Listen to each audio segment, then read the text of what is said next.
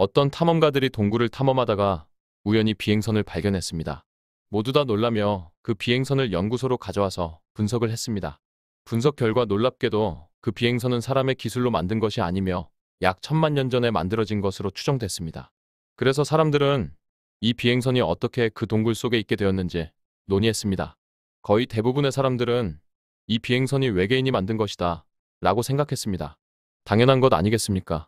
이것이 외계인이 만들었다는 답변 이외에 그 어떤 다른 답변이 가능할 수 있겠습니까? 그런데 일부 무외계인 논자들은 그 비행선은 오랜 시간에 걸쳐 그 동굴 속에서 저절로 발생했다고 주장했습니다. 여기에서 무외계인 논자는 이 세상에 절대 외계인이 존재하지 않는다고 믿는 사람들입니다. 이제 당신이 그 동굴 속 비행선을 분석하는 연구소에 소속된 연구원이라고 가정해 보겠습니다. 그 연구소는 10만 명 정도의 연구원이 있는 대규모 연구소였습니다. 그런데 그 10만 명 중 거의 대부분의 연구원이 그 비행선이 동굴 속에서 저절로 만들어졌다고 주장했습니다. 대부분의 연구원들이 내가 외계인을 본 적이 있느냐, 대화한 적이 있느냐, 그런데 도대체 어떻게 외계인이 있다는 그런 비논리적인 말을 할 수 있느냐, 이 비행선은 당연히 우연히 저절로 만들어진 것이다. 너는 틈새의 외계인 이론도 모르느냐? 언젠가 과학이 발전하면 이 비행선이 저절로 만들어졌다는 것을 증명할 수 있을 것이다 라고 말한다면 당신은 그 수많은 사람들 앞에서 어떻게 그들을 설득할 수 있겠습니까? 21세기 과학문명의 시대에 논리와 이성이 지배한다고 하는 이 시대에 이런 어이없는 주장을 하는데 그것도 한두 사람이 아니고 거의 대부분의 연구원들이 이렇게 주장한다면 당신은 어떻게 그들을 설득할 수 있겠습니까? 지금 이 상황이 무신론자들, 진화론자들이 빅뱅의 특이점과 세포가 발생한 상황을 두 눈 뜨고 뻔히 보고 있으면서도 이 세상에 신이 없다고 주장하고 있는 상황인 것입니다.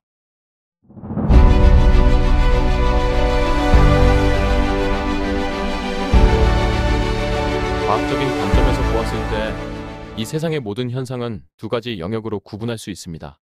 과학적으로 설명이 가능한 영역과 과학적으로 설명이 불가능한 영역입니다.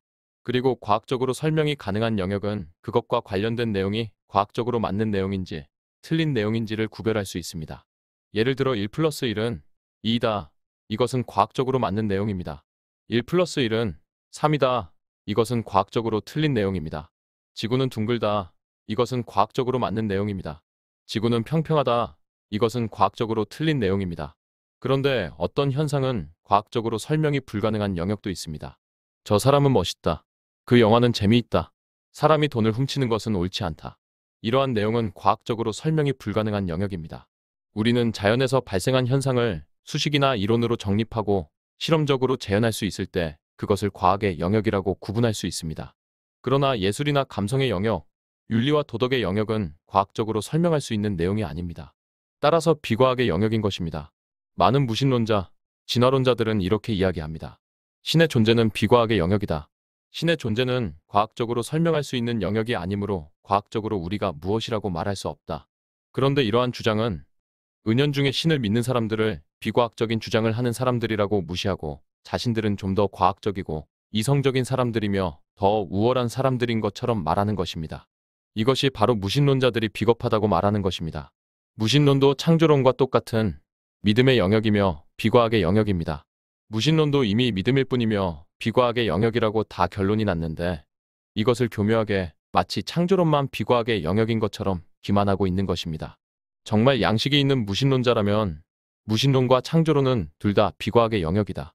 이 우주와 생명체가 어떻게 발생했는지 우리는 알 수 없으며 이것은 전부 비과학의 영역이다. 이렇게 말해야 하는 것입니다.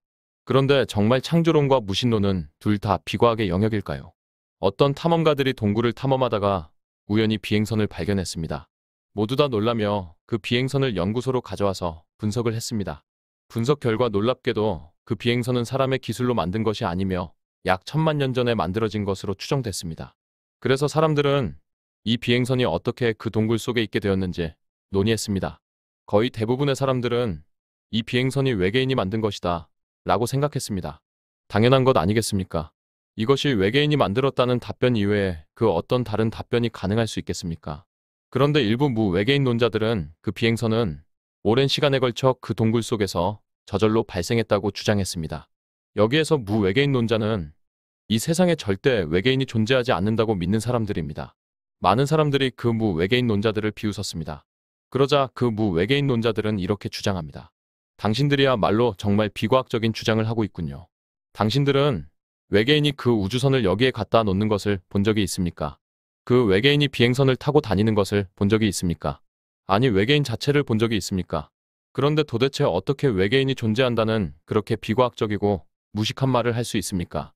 외계인은 사람이 상상 속에서 만들어낸 허구일 뿐입니다. 당연히 그 비행선은 저절로 만들어진 것입니다. 라고 말했습니다. 그래서 많은 사람들이 도대체 어떻게 해서 자연 상태에서 저절로 그 비행선이 만들어질 수 있느냐? 비행선을 구성하는 그 모든 금속들이 어떻게 저절로 형성되며 비행선 안에 있는 각종 장치들이 어떻게 저절로 만들어지며 비행선 안에 있는 컴퓨터 프로그램이 어떻게 저절로 만들어질 수 있다는 말이냐 하면서 그 무외계인 논자들에게 반박했습니다. 그러자 그 무외계인론자들은 틈새 외계인 이론을 주장했습니다. 언젠가 과학이 발전하면 그 비행선이 저절로 만들어졌다는 것을 증명할 수 있을 것이다 라고 주장했습니다. 외계인을 믿지 않는 사람들은 외계인을 믿는 사람들에게 이렇게 질문했습니다. 도대체 듣지도 보지도 못한 그 외계인이 어떻게 존재한다고 말할 수 있느냐? 만일 외계인이 존재하려면 그 외계인을 만든 어떤 B라는 존재가 있어야 한다. 그리고 이번에는 그 B라는 존재를 만든 어떤 C라는 다른 존재가 있어야 한다. 그리고 그 C라는 존재를 만든 D라는 존재가 있어야 한다. 그래서 결국 그 끝에 가보면 외계인은 없다. 외계인이 있다고 하더라도 결국 그 외계인도 저절로 만들어진 존재일 뿐이다. 외계인이 저절로 만들어진 존재이므로 그 비행선도 저절로 만들어진 것이다. 라고 주장했습니다. 그러자 외계인이 존재한다고 믿는 사람들이 이렇게 대답했습니다. 우리도 외계인이 어떻게 존재하는지는 잘 모른다. 우리가 관찰해 본 적이 없기 때문이다. 그런데 당신들이 주장하는 것처럼 외계인이 존재하려면 외계인을 만든 B, C, D라는 존재가 계속 있어야만 한다고 마구잡이로 논리를 전개할 수는 없다. 우리는 땅을 밟고 사는 사람들이다. 현실의 세계에 살고 있는 사람들이다. 자연의 세계, 과학의 세계에 살고 있는 사람들이다. 이런 방식의 논리의 전개가 철학적으로 의미가 있고 논리적으로 재미가 있을 수 있어도 과학적인 관점에서는 아무 의미가 없다. 과학은 자연을 관찰한 결과로 이루어지는 것이다. 우리는 우리가 관찰할 수 있는 부분까지만 해석할 수 있고 그 이외에 모르는 상황은 그냥 모르는 것으로 남겨두어야 한다. 비과학의 영역으로 남겨두어야 한다. 우리는 비행선만 관찰할 수 있다. 그래서 그 비행선을 만든 상황만 알 수 있다. 그 비행선을 만든 존재를 잘 모르면 잘 모르는 상태로 두어야 한다. 비과학의 영역으로 남겨두어야 한다. 자연을 관찰한 결과 동굴 속 비행선이 물리적 화학적 작용으로 저절로 발생할 수 없으므로 그 비행선은 외계인이 만든 것이라고 생각하는 것이 과학적으로 맞는 것이다. 다만 그 외계인이 어떻게 존재하는가 하는 질문은 비과학의 영역이다. 이것은 우리 인지 능력의 한계를 벗어난 것으로 우리가 알 수 없다. 과학적으로 분석할 수 없다. 따라서 비과학의 영역인 것이다.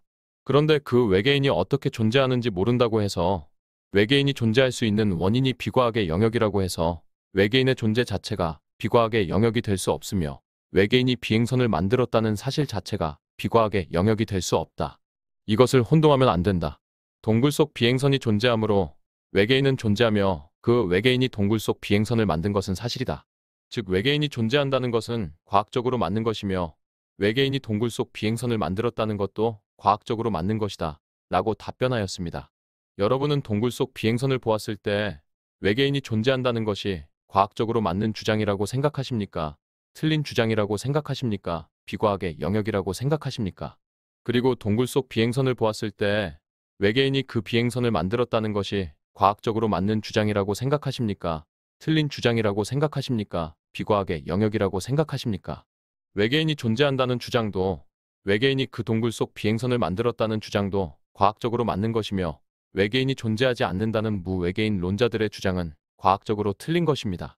지금으로부터 약 30억 년 전 이 지구에 세포가 나타났습니다. 지구에 나타난 그 세포와 동굴 속 비행선 중 어느 것이 더 만들기 어렵고 복잡할까요? 그 비행선은 어쩌면 우리의 과학기술이 발전되면 사람의 기술로 만들 수도 있을 것입니다. 그러나 세포는 현재 사람의 기술로 만드는 것은 불가능합니다. 아직도 우리는 세포의 아주 기본적인 사항만을 분석하고 있을 뿐이며 앞으로 아무리 과학이 발전한다고 해도 사람의 기술로 세포를 만드는 것은 불가능해 보입니다. 우리가 과학이 발전하면 금속으로 구성된 AI 로봇을 만들 수는 있어도 DNA 프로그램을 수행시켜서 단백질로 구성된 우리 사람을 만드는 것은 불가능할 것입니다. DNA 프로그램을 수행시켜서 단백질로 구성된 우리의 뇌구조를 만들고 모든 몸의 기관을 만들고 그 모든 몸을 구성하는 수십 조의 세포가 긴밀하게 유기적으로 작동하는 우리 사람과 같은 존재를 만드는 것은 불가능할 것입니다. 그렇다면 30억 년 전 세포가 지구에 발생했다면 이 세포는 도대체 어떻게 발생한 것일까요? 당연히 그 세포는 어떤 창조자가 만들었겠지. 이렇게 대답하는 것이 합리적인 것입니다.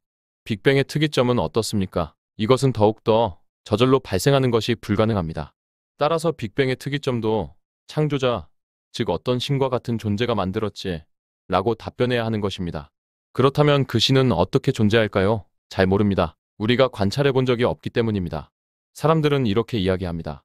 그 신이 존재하려면 그 신을 만든 어떤 B라는 존재가 있어야 한다.